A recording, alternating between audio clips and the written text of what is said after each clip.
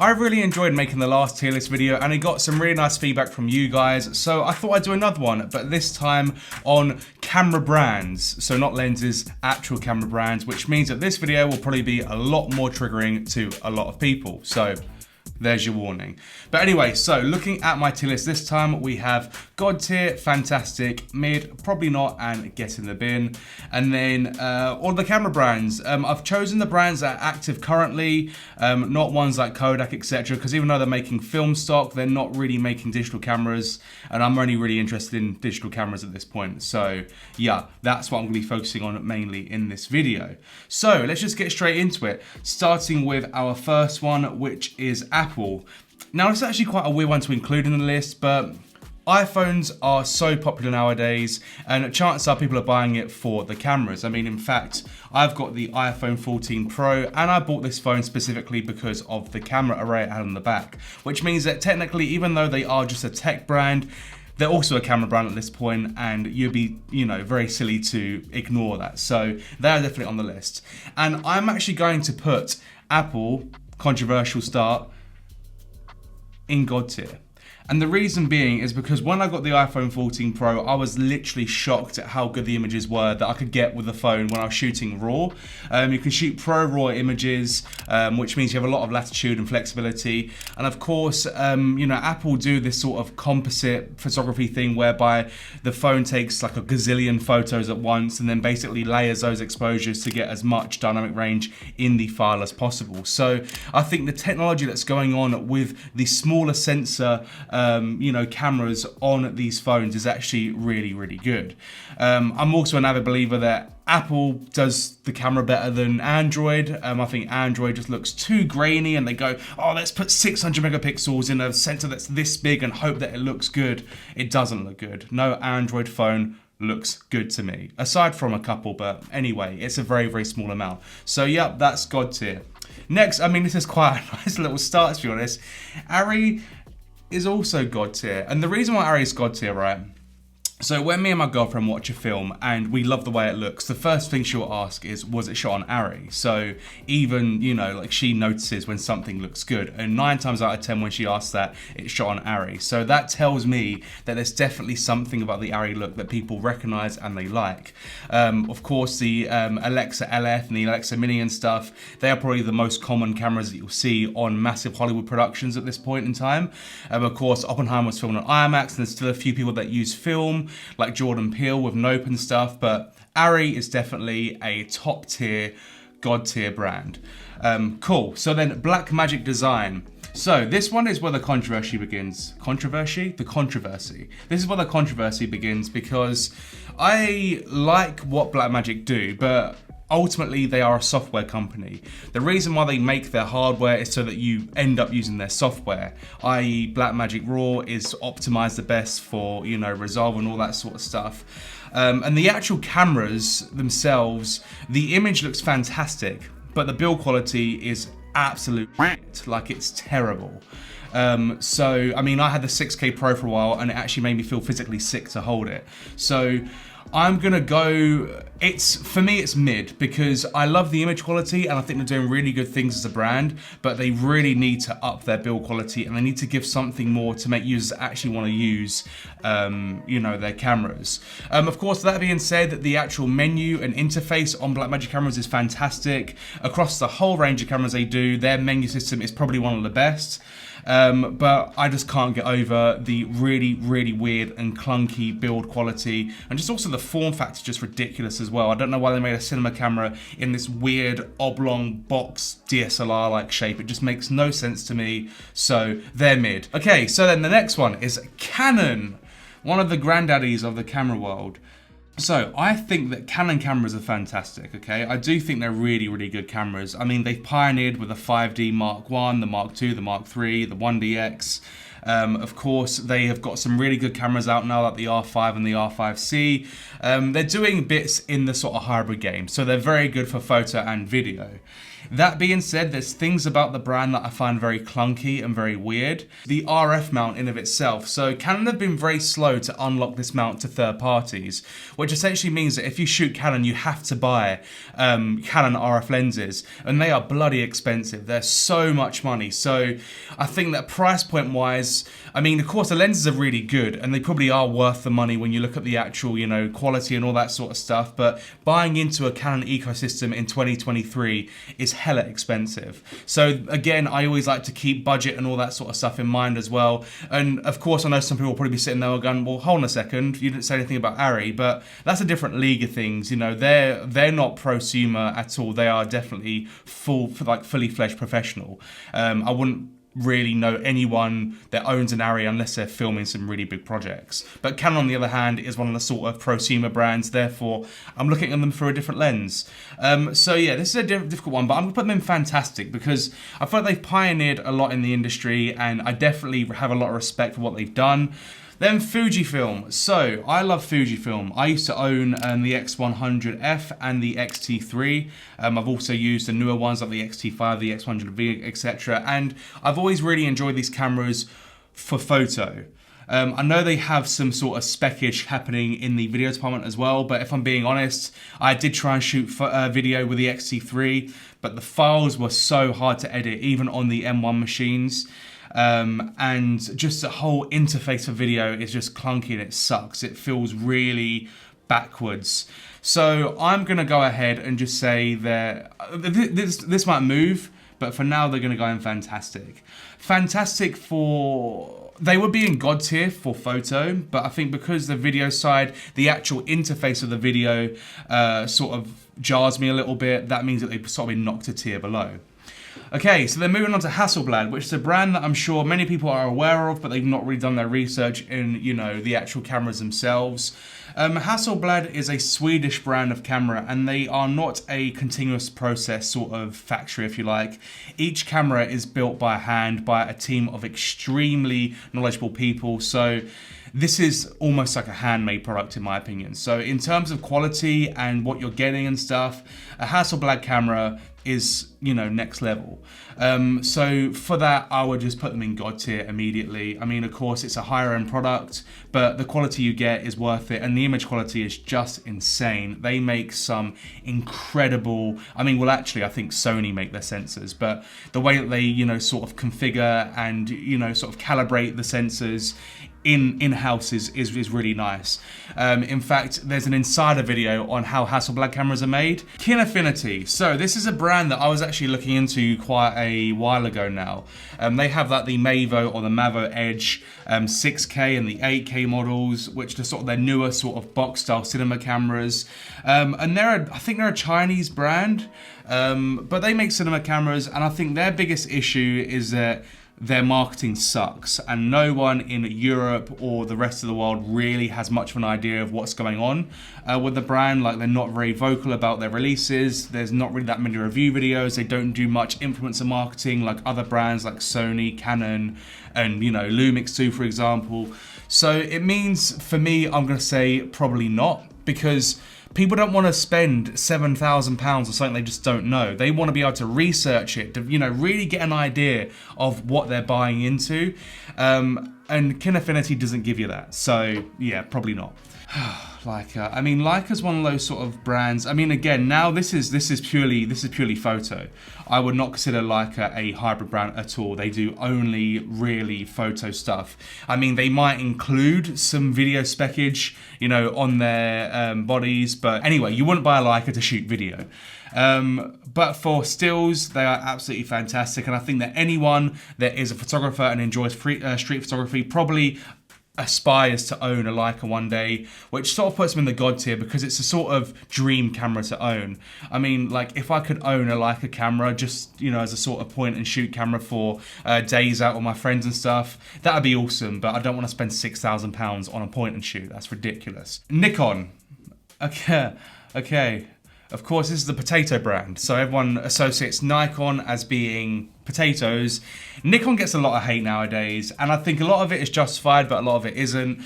I know a few people that shoot with Nikon still, or Nikon, however you want to say it, and the image quality out of a Nikon camera is fantastic. I think they probably have, for still shooting, one of the most pleasing color palettes and, you know, just color science on the market. I think that when you see a Nikon image, you normally go, yeah, that looks pretty nice. That being said, I was actually at a photography show recently where I was actually doing a talk, and the Nikon guys were there, and I went to their stand to check out the new Z6 Mark II and, you know, the Z8 and whatever else they've got going on in their little ecosphere of stuff. And I asked one of the people behind the desk, oh great, does this camera have shutter angle? And they looked at me like I was talking like gibberish. They had no idea what I meant by shutter angle. So the fact that they have people working at the events that don't understand video shows me that video really isn't something they're that interested in. They're just doing it to basically appease the beast. And that pisses me off a little bit, because I feel like the industry is definitely going that way. You start adapting and really start getting that knowledge ingrained into your staff and the people that are actually on the ground as well. I'm gonna go ahead and put them in probably not. And also, they're bloody expensive. They're really, really expensive cameras. So price point wise as well, probably not. Okay, so then OM Systems. This used to be Olympus before they were, well, I think they went into liquidation and then it was bought by another company, and now they've become OM System. Of course, it's a Micro Four Thirds brand only, so they only do Micro Four Thirds cameras. Many people have, you know, opinions as to whether Micro Four Thirds is dead or not. I personally think there's still a lot of use in that ecosystem. I don't think it's dead at all. But they've not really done much since being OM System. Like, really, they've not done anything, to be honest. So they're a little bit of a sleeper brand, and I don't think anyone is really rushing out to buy an Olympus nowadays. They got fantastic image stabilization, like really good. I'd say that aside from Panasonic, OM System will be the next brand for industry-leading IBIS. I think they do the in-body image stabilization almost as good as Panasonic do, if not as good as Panasonic. So that gets a massive tick, but I'm going to put them in probably not, because I just wouldn't buy one, and I just don't think anyone else would buy one. I think if I had $2,000 to spend on the camera body nowadays, it's not going to be an Olympus or an OM System camera. Panasonic LUMIX. Don't even talk about that one, that's God tier. That is straight, why would we even talk about that? Anyway, moving on. No, I'm joking, I'm gonna talk about it a little bit at least. LUMIX, as you guys know, is my brand. I will never say, well, I will say bad things about the brand, of course, but as a whole, I think the brand represents a lot of what I'm here for. So I really, really side with these guys. I think the cameras are fantastic. When you look at the GH5, that was a pioneering camera for the time. I mean, the camera had 4K 10-bit internal, you know, before anyone else did. You know, it was like really was a groundbreaking camera, and you know, I probably would have thought about it a little bit differently if they were still using contrast detect autofocus. But the fact that recently they've been making a massive push to move to phase detect really does show that the camera brand is listening to their consumers, or listening to the, you know, market as a whole, really. So yeah, and you know, the cameras are well priced, the ergonomics are fantastic, the menu system's fantastic, the image quality is incredible. So yeah, that is God tier. Then moving on to Pentax. I'm gonna say get in the bin, honestly. I mean, have you seen their cameras? They're ugly, and just the menu system is just like it's from 2004. I played with some Pentaxes recently at a camera show, the same one where the Nikon guys needed educating. Yeah, and their cameras were ugly. The menu system was horrible. I'm sure the image quality is great and all that sort of stuff, but it's just not a fun camera to use. I just felt they're so behind the times now, and realistically, they're not a logical choice to make if you're looking to buy a new camera. So yeah. Okay, next up is Red. So I'd say that Red cinema cameras, like if I was to own any other camera than a Panasonic, it would be a Red camera. So they're probably one of my favorite camera brands out there. I have had a lot of hands-on experience using the Komodo. I've used a Raven before on a shoot, and I really do like the way that their cameras are and just the way that they look. I just think that, you know, the Red RAW codec is probably one of the best RAW codecs on the market. It runs brilliantly on any computer, like legit. It ran great on my 2013 MacBook Pro. So codec-wise, it's great. Yeah, I've got a lot of love for this brand. I think they do a lot of really good stuff. That being said, there are a few gripes that I don't like. For example, the turn on time for the DSM-C2 cameras is ridiculous. It takes like 10 minutes for your camera to boot up, which is crazy. Every now and then you have to do something called black shading, and there's like a lot of little things you have to do, but again, we are getting into a more cinema-centric workflow. I think price point for their cameras as well is pretty good. I mean, a Komodo for $6,000, the image quality is incredible, and it's a global shutter, so you're not getting any, of the wobbling. You can do a lot of run and gun stuff. I'm gonna put them in fantastic, I'm not gonna put them in god tier, because I do still feel like they are a step below Arri in that sense, and realistically, Arri is their biggest competitor in a way. I mean, normally people compare them quite a lot. Can you tell a difference between an Arri Alexa and a Red, whatever, Monstro 8K, for example? So those two brands get compared a lot. Of course, Arri is of a much, much higher price point. From an Arri, you're looking at sort of 70 grand upwards. For a Red, sort of spec'd out, maybe about 40 grand. So it is half the price. But there's just a few little gripes about the Red system that I think could be ironed out still. Yeah, so they're going to be putting fantastic for me. Okay, Ricoh. So Ricoh don't really do too much nowadays, I don't think. I think they do the GR range of sort of street style point and shoot cameras, and they're really cool cameras to use. They've got a lot of, really cool features to them and stuff. And I know that the street photographers out there do quite like the brand. That being said, I don't think that they offer as full of a package as the X100V does. And the X100V is now a cult legend camera in a sense that it's been back ordered for literally years now, I think. Maybe about a year.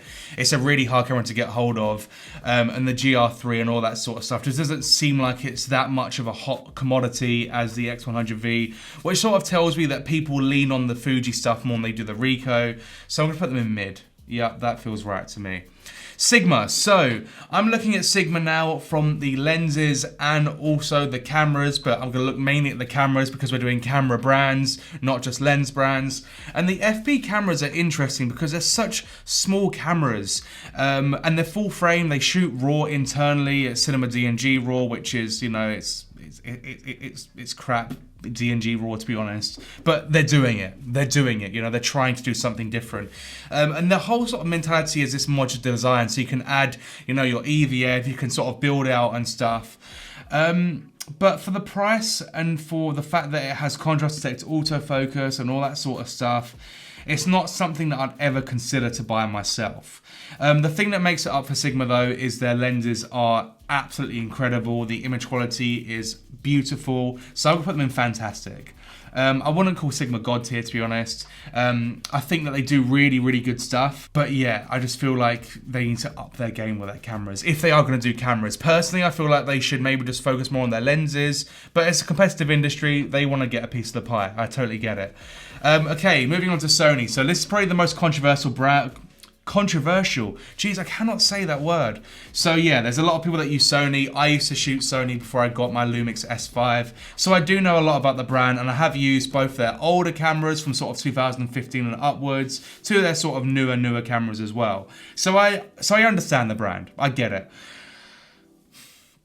My issue with Sony is they're almost like the Apple of the camera world, in the sense that they release stuff every year or two. So if you go out and buy a Sony camera, chances are there's going to be another one out that will probably do almost the same thing in about a year or two time, and it might even be cheaper. Like what they did with the, the ZV-1? Is it the ZV-1? Or the ZV-E1, I can't remember now. I'll put it on the screen, whatever camera I'm talking about. But that camera, was like so cheap, and it did pretty much everything that, their higher end cameras did, bar a few things. Like people were comparing it to the A7S III, which is like a $4,000 camera. So the fact that they eat into their higher end so much means that if you buy a higher end Sony camera, chances are they're going to mug you off in about a year or two's time and release something that's half the price and pretty much just as good, aside from a few features that may or may not be important to you. And also their cameras overheat all the time, man. Like they got a serious issue with it, and they, people claim that it's got better, but I've still seen, like posts by wedding photographers and stuff saying that the cameras are overheating on long wedding days in the sun, all this sort of crap. And I feel like just the quality control from Sony is so bad because all they care about is making as much money as possible. They don't do firmware updates like Lumix do, in the sense that they're not looking to improve on their older cameras. They sort of release them with the sort of Type 1 firmware. They fix, you know, a few little bugs here and there, but they don't improve the cameras. Also, the cult around Sony really gets on my nerves too. I feel like a lot of the influencer marketing they do is bought. I don't feel like they're authentic with it. I'll come out and say I don't get paid by Panasonic to make my videos. They don't pay me, you know, anything unless there's a specific video that they want me to make, but they haven't done that yet. And if they do, I will fully disclaim it at the start of the video so that people understand the sort of context of why I'm making the video. But I know that Sony have a payroll, and I know that they do pay their influencers, which of course is great for their influencers and stuff, but can you trust someone's opinion if it's a paid opinion? I don't know. So I'm going to put them in the fantastic category because I do think they do a lot of good stuff for the industry, and they definitely push the competition to do more. And then the last brand, which is good because it's like the alphabet, is Z, which is Zcam. Of course, it's a cinema camera, so they don't have autofocus. I think there's still a lot of people that don't understand the brand that much, and they have Z RAW, but it's not really accepted by that many NLEs, and it's quite clunky and hard to use at the moment. But they do have ProRes internal, which is a fantastic thing. And image quality-wise, they look great.